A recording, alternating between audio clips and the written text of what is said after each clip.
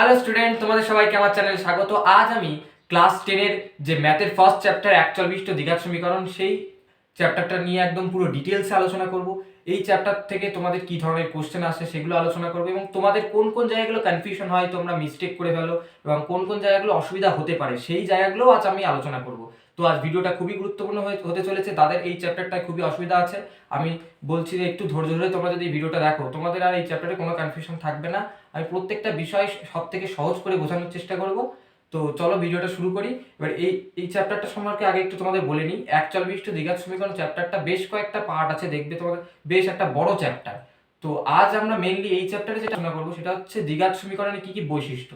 দেখো, সব কিছুরই একটা বৈশিষ্ট্য থাকে, যেমন এই বোর্ডটার বেশ কয়েকটা বৈশিষ্ট্য আছে, এটা সাদা রং এবং এর দৈর্ঘ্য প্রস্থ অনেক কিছু আছে। তো সেরকম দ্বিঘাত সমীকরণ একটা তো সমীকরণ, তো সমীকরণে বেশ কিছু বৈশিষ্ট্য থাকবে, সেগুলো আজ আমরা আলোচনা করব।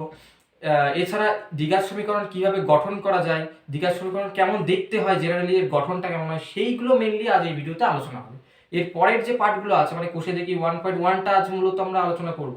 1.2, 3 এগুলোতে কিভাবে এই দ্বিঘাত সমীকরণ সমাধান করা যায় সেগুলো আছে। তো এই ভিডিওতে আমরা মেইনলি এর গঠন সম্পর্কে আলোচনা করব। তো চলো ভিডিওটা শুরু করি। দেখো, একচল বিশিষ্ট দ্বিঘাত সমীকরণ পুরো একদম ডিটেলসে বলে দেবো, তোমাদের কোনো প্রবলেম থাকবে না, একটু ধৈর্য ধরে দেখে নাও। দেখো, বলছে একচল বিশিষ্ট দ্বিঘাত সমীকরণ, চল অর্থাৎ যেগুলো ভ্যারি করে, এক্স ওয়াই জেড, এগুলো যখন ভ্যারি করছে এগুলো সব চল। হ্যাঁ, যেগুলোর মানগুলো ভ্যারি করে সেগুলোকে বলা হয় চল।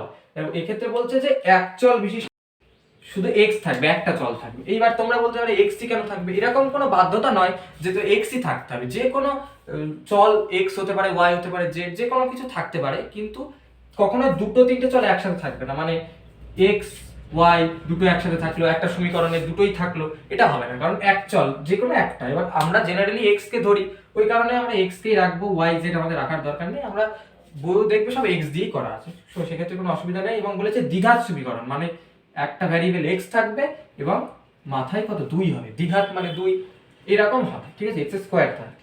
এবার এর গঠনটা কেমন হবে, গঠনটা ঠিক এইরকম হবে, a x square plus b x, অর্থাৎ স্কোয়ার থাকবে, তার সঙ্গে এর ক্ষেত্রে এই এটাকে বলে সহগ, এক্স স্কোয়ারের সাথে সহগটাও থাকবে, বি এক্স থাকবে, এক্স এখানে ওয়ান আছে, এক্স এর মাথায় কিছু নেই মানে ওয়ান আছে, আর তার সাথে কনস্ট্যান্ট থাকবে ইকুয়াল টু 0। দেখো, আমি তোমাকে যদি বলি যে তোমাদের বাড়ির সামনে একটা তিনতলা বাড়ি আছে, তো তিনতলা মানে নিশ্চয়ই আর বলার দরকার নেই যে একতলা দুতলা দুটোই আছে। তো এখানেও তাই। দেখো, দ্বিঘাত সমীকরণ 2 আছে মানে একটা এক্স এর টার্মও আছে, মানে এক্স টু দি পাওয়ার 1ও আছে, আর এক্স টু দি পাওয়ার 0ও আছে, এক্স টু দি পাওয়ার 0। এবার যেহেতু x to the power 0, x to the power 0 মানে কত, এক্স টু দি পাওয়ার 0 মানে তো 1, নিশ্চয়ই জানো। এক্স টু দি পাওয়ার 0 যেহেতু 1 হয়, তার মানে এক্ষেত্রে এটা লেখার দরকার নেই, সি ইন্টু 1, অর্থাৎ এটাই হয়ে যাবে দ্বিঘাত সমীকরণের যে জেনারেল ফর্ম, সেটা হবে a x square plus b x plus c equal to 0। এটাই হয়ে যাবে দ্বিঘাত সমীকরণের যে গঠন সেটা। এবার এক্ষেত্রে একটা বিষয় বলার আছে যে এই এ বি সি এগুলো কি, এগুলো হচ্ছে সব এক্ষেত্রে এক্স স্কোয়ারের সহগ এ আর এক্স এর সহগ কত বি, আর এক্ষেত্রে একটা এক্স টু দি পাওয়ার 0 বললাম, অর্থাৎ এক্স টু দি পাওয়ার 0 এর সহগ কত সি। এই বি সি হচ্ছে সব সহগ এবং এগুলো ধ্রুবক। এবার এক্ষেত্রে তোমাকে বলে দিতে হবে যে এই দেখবে তোমাদের বইতেও লেখা আছে, অনেকে এইগুলোকে ভাবে যে এগুলোর কোনো গুরুত্ব নেই, এগুলোর কিন্তু বিরাট একটা ইম্পর্টেন্স আছে, এর একটা ইম্পর্টেন্ট রয়েছে। তো এগুলো তোমরা দেখবে, এবিসি হচ্ছে রিয়েল নাম্বার, অর্থাৎ বাস্তব সংখ্যা, বাস্তব সংখ্যা। আর আরেকটা কথা বলা থাকে যে এ নট ইকুয়াল টু 0। এই কথাটা বলার কারণ কি, দেখো একটা মজাদার বিষয়, এ নট ইকুয়াল টু 0 বলার কারণটা কি। এক্ষেত্রে তাহলে বি সি তো নট ইকুয়াল টু 0 বললো না, এ যদি বি সি যদি 0 হয় তাহলে কোনো অসুবিধা নেই। দেখো এই স্কোয়ার টার্মটা কিন্তু থেকেই যাচ্ছে, এইগুলো যদি 0 হয় তার মানে এইগুলো থাকবে না, এই যে এরকম সমীকরণটা অনেকটা এইরকম হয়ে যাবে, তাতে কোনো সমস্যা নেই। এক্ষেত্রে যে দ্বিঘাত সমীকরণ আছে, এটা এটা দ্বিঘাত সমীকরণ হয়ে যাবে যেহেতু 2 আছে।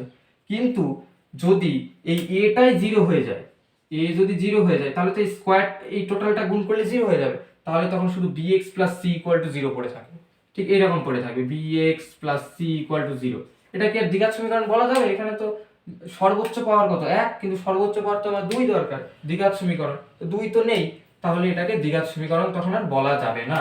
ওই কারণে এখানে তোমাদের উল্লেখ করে দিতে হবে যে এ বি সি বাস্তব সংখ্যা, তোমরা তো বাস্তব সংখ্যা পড়েছো ক্লাস 9 এ, জানো ওই বাস্তব সংখ্যা এবং a নট ইকুয়াল টু 0, এর মান কিন্তু 0 এখানে হবে না।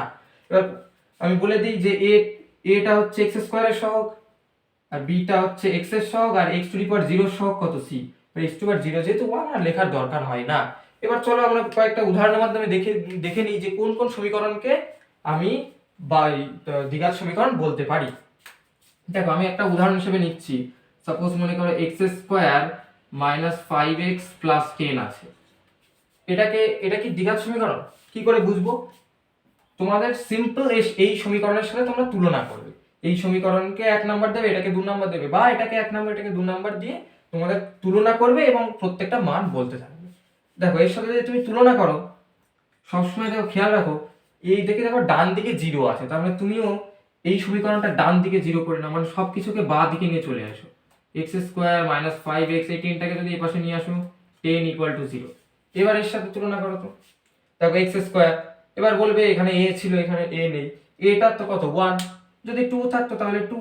এক্ষেত্রে তার মানে এখন যদি কোশ্চেন করে যে x স্কয়ারের সহগ কত, x স্কয়ারের সহগ, তার মানে আমি কিন্তু এটা বলেই দিতে পেরেছি যে এটা একটা দ্বিঘাত সমীকরণ, অলরেডি বলা আছে কারণ এর সাথে মিলে যাচ্ছে। এবার আরো কোশ্চেন করলো যে x স্কয়ারের সহগ তুমি বলো, x স্কয়ারের সহগ কত, এর সাথে কত গুণ আছে, 1 আছে, তার মানে x স্কয়ারের সহগ কত, a হয়, এবার a টা কত, এখানে 1, আর x এর সহগ মানে x টু দি পাওয়ার 1 এর সহগ, x এর সাথে যেটা থাকে সেটাই হয়ে যায় সহগ, এখানে x এর সাথে কত আছে 5, না -5 আছে, কিন্তু এটা কিন্তু খেয়াল রাখবে x এর সাথে শুধু 5 নেই, -5 আছে, তাহলে x এর সহগ কত হবে, -5 হবে। আর যদি বলে x টু দি পাওয়ার 0, এইটাই সবথেকে important, x to the power 0 কিন্তু এখানে থাকে না, অনেকে ভুলে যায় বা মনে থাকে না, বুঝতে পারে না x টু দি পাওয়ার, এইটাকে কিন্তু একটু ভালো করে মনে রাখবে যে x স্কয়ারের 0 এর সহগ যদি বলে, তাহলে এই ধ্রুবক যেটা থাকবে সেটা হবে, যার সাথে x স্কয়ারও নেই x ও নেই, এই যে সংখ্যাটা মানে -10, +10 করে দিও না আবার, -10, এই যে এটা তো c এর মান, x টু দি পাওয়ার 0 কত c, সেই c টা এখানে কত দেখো 10, -10, তার মানে এই দেখো সবগুলো বেরিয়ে গেল। ঠিক আছে, ও এই যে এবার এই অঙ্কটা করলে মোটামুটি কিভাবে দ্বিঘাত সমীকরণ গঠন করতে হয় এবং দ্বিঘাত সমীকরণের সহগ কিভাবে নির্ণয় করতে হয়, পুরো তোমরা এই অঙ্কটা করলেই বুঝতে পেরে যাবে। আমি তোমাদের বই থেকে একটা অঙ্ক তুলে নিয়েছি, তো দেখো কিভাবে অঙ্কটা করা যায়। একটি আয়তাকার ক্ষেত্রের দৈর্ঘ্য প্রস্থের চেয়ে 36 মিটার বেশি, ক্ষেত্রফল 460 বর্গমিটার, তাহলে বলেছে যে 41টি দ্বিঘাত সমীকরণ গঠন করা এবং x square x x to the power 0, দেখো x টু দি পাওয়ার 0 সহগটা বের করতে বলেছে, তিনটেরই সহগ বের করতে হবে এবং দ্বিঘাত সমীকরণটা গঠন করতে হবে। এবার একটা আয়তক্ষেত্র আছে, আয়তক্ষেত্র তো ঠিক এরকম হয়, এখানে ছবিটাও যদি কোনো প্রয়োজন নেই তবু আমি এঁকে রাখলাম।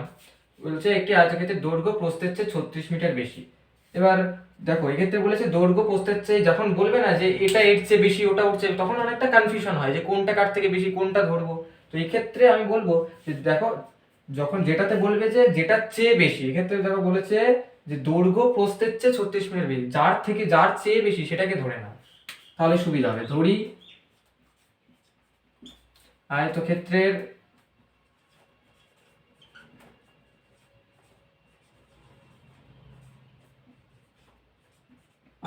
প্রস্থের চেয়ে বলেছে, তাহলে প্রস্থটা ধরে নিই, দৈর্ঘ্যটা ধরলে গন্ডগোল হয়ে যাবে। প্রস্থ x মিটার, আমাদের সব মিটারে আছে, তার মানে মিটার। ঠিক আছে, আয়তক্ষেত্রের প্রস্থটা কেন বললাম, প্রস্থটা যদি ধরে নিই তাহলে দেখো আমি দৈর্ঘ্য বলতে পারবো, দৈর্ঘ্য প্রস্থের চেয়ে 36 বেশি, তার মানে প্রস্থ যদি x হয় তাহলে দৈর্ঘ্য কি প্রস্থের থেকে 36 বেশি হবে, তাহলে x + 36 হবে, ওই কারণে আমি দৈর্ঘ্যটাকে ধরে নিলাম। এবার সেম ভাবে আয়তক্ষেত্রের প্রস্থ কত হবে, প্রস্থ নয়, প্রস্থটা তো আমি লিখলাম দৈর্ঘ্য, আয়তক্ষেত্রের দৈর্ঘ্যটা কত হবে সেটা দেখে নিই। আয়তক্ষেত্রের দৈর্ঘ্য সমান সমান 36 বেশি, এই যে বলেছে যে 36 মিটার বেশি, তার মানে x + 36 মিটার, এটাই হয়ে যাবে আয়তক্ষেত্রের দৈর্ঘ্য। এবার দেখো কি বলেছে যে ক্ষেত্রফল 460 বর্গমিটার।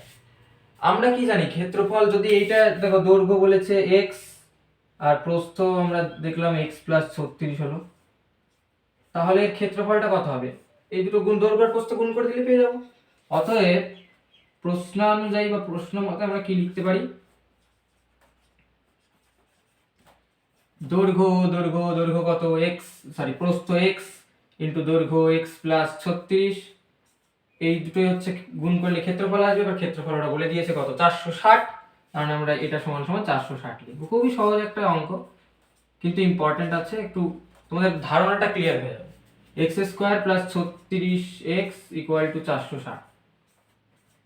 এটা কি দ্বিঘাত সমীকরণ? এটা কিন্তু দ্বিঘাত সমীকরণ হলেও এটাকে কিন্তু এইভাবে আনতে হবে, সঠিক যে ফরম্যাট দ্বিঘাত সমীকরণের রূপ সেইভাবে এটাকে আনতে হবে। দেখো এইদিকে ডান দিকে কিন্তু 0 করতে হবে, সবগুলোকে আমি এর আগে একটা করালাম, সবগুলোকে কিন্তু বাঁ দিকে নিয়ে চলে যেতে হবে, তবেই এটাকে আমি এর সাথে তুলনা করতে পারবো। কারণ এই পাশে 460 রয়েছে, এটাকে এই পাশে আনি, x square plus 36x minus 46 equal to 0। এইবার এটাকে আমরা দ্বিঘাত সমীকরণ, এই সমীকরণের সাথে এই সমীকরণটাকে আমরা এবার তুলনা করতে পারি। ঠিক আছে, এবার তুলনা করলে সব বলে দেওয়া যাবে। এটাকে তুমি নাম দাও, এটাকে 1 নাম্বার নাম দিয়ে দাও, এটাকে 2 নাম্বার নাম দিয়ে দাও। এইবার এই দুটো সমীকরণ যদি তুমি তুলনা করো তাহলে তুমি খুব সহজেই বলতে পারবে যে x স্কয়ারের সহগ কি হবে, x এর সহগ কি হবে এবং x টু দি পাওয়ার 0 এর সহগ কি হবে। তো চলো দেখে নিই, এখানে একটু জায়গা কম আছে। x স্কয়ারের সহগ কি হবে, x স্কয়ারের সহগ দেখো, x স্কয়ারের সহগ কি, a হয়, a হচ্ছে x স্কয়ারের সহগ, এই যে।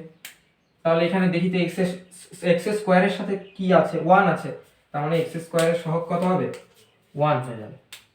আর x এর সহগটা কি হবে, x এর সহগ এখানে 36, x এর সহগ মানে কত, b টা হচ্ছে x এর সহগ, এখানে x এর সাথে কত আছে, 36 আছে, তার মানে x এর সহগ কত হবে, 36। আর x টু দি পাওয়ার 0, এইটা ইম্পর্টেন্ট, এইটাই অনেকে ভুল করে, x টু দি পাওয়ার 0 এর সহগটা। x টু দি পাওয়ার 0, দেখো x টু দি পাওয়ার 0 এর সহগ বলেছিলাম যে এখানে x টু দি পাওয়ার 0 গুণ থাকে, তার মানে x টু দি পাওয়ার 0 এর সহগ কোনটা হবে, c, মানে এই কনস্ট্যান্ট, এই ধ্রুবকটা হয়ে যাবে x টু দি পাওয়ার 0 এর সহগ। অর্থাৎ এক্ষেত্রে কত হবে, এক্ষেত্রে x টু দি পাওয়ার 0 মানে যে এখানে -460, এখানে তার মানে x টু দি পাওয়ার 0 সহগ কত হবে, মাইনাস, প্লাস নয় কিন্তু, -460। ঠিক আছে, আশা করি প্রশ্নটা তোমরা বুঝতে পারলে। আমি আরেকবার বলে দিই, দেখো আয়তক্ষেত্রের ক্ষেত্রফল দৈর্ঘ্য প্রস্থের চেয়ে 36 মিটার বেশি, ওই কারণে আমরা প্রস্থটা ধরে নিয়েছি, তার মানে দৈর্ঘ্য কত হবে, x প্লাস 36, যেহেতু প্রস্থ থেকে 36 মিটার বেশি। এবার এই দুটো গুণ করলে কি ক্ষেত্রফল আসে, ক্ষেত্রফল বলে দিয়েছে 460, সমান করলাম, গুণ করলাম, x square plus 36 equal to 460 হলো। এইবার দ্বিঘাত সমীকরণের যে মেন যে ফরম্যাট বা গঠন সেটা দেখো এইরকম, ax square plus bx plus c। তোমরা এটা কিন্তু মুখস্থ রাখবে, কারণ এটা পড়তে হবে, একটু বুঝে মনে রাখবে, তাহলে অসুবিধা হবে না। স্কয়ার থাকবে, দেখো বলেছিলাম যে তিনতলা বাড়ির কথা, আবার মানে তিনতলা মানে একতলা দুতলা উভয়ই থাকবে, মানে স্কয়ার আছে মানে 1 ও থাকবে, x টু দি পাওয়ার 0 ও থাকবে, x টু দি পাওয়ার 1 ও থাকবে, x টু দি পাওয়ার 0 ও থাকবে, এই মনে রাখবে। ax square plus bx plus c equal to 0, x স্কয়ারটা বলার দরকার নেই কারণ এটা তো 1, c ইকুয়াল টু 0। এবার এই সমীকরণের সাথে আমরা এই সমীকরণকে তুলনা করব, ওই কারণে এই পাশে 0 রাখতে হবে, তাই তাই 460টাকে আমি এই পাশে নিয়ে যাব, কারণ ডান দিকে আমাকে 0 রাখতে হবে, ডান দিকে 0 করে দিলাম। এইবার আমি তুলনা করলে x স্কয়ারের সাথে 1 আছে, তার মানে x স্কয়ারের সহগ 1, x এর সহগ কত, 36, আর x টু দি পাওয়ার 0 মানে এই ধ্রুবকটাই হয়ে যায় x টু দি পাওয়ার 0 এর সহগ, এই যে ধ্রুবকটা থাকে সেটা, তার মানে এখানে এই ধ্রুবকটা কত, -460, তার মানে x টু দি পাওয়ার 0 এর সহগ কত হবে, -460। ঠিক আছে, আশা করি তোমরা এটা বুঝতে পেরেছো। আরেকটা বিষয় এখানে বলি, সেটা হচ্ছে যদি কোনো একটা সমীকরণ এরকম থাকে x cube minus 3x plus equal to 0, এই সমীকরণটা কি দ্বিঘাত সমীকরণ হবে না, এটাকে কিন্তু দ্বিঘাত সমীকরণ বলা যাবে না, কারণ এটা কিউব আছে, তার মানে এটাকে দ্বিঘাত সমীকরণ বলা চলবে না। দ্বিঘাত সমীকরণ বলতে গেলে ম্যাক্সিমাম সর্বোচ্চ x স্কয়ার থাকা চাই, x square, x to the power 1, x to the power 0 এগুলো থাকতেও পারে নাও থাকতে পারে, কিন্তু সর্বোচ্চ x স্কয়ার, x কিউব বা x টু দি পাওয়ার 4 থাকলে কিন্তু সেটা দ্বিঘাত সমীকরণ বলা যাবে না। ঠিক আছে।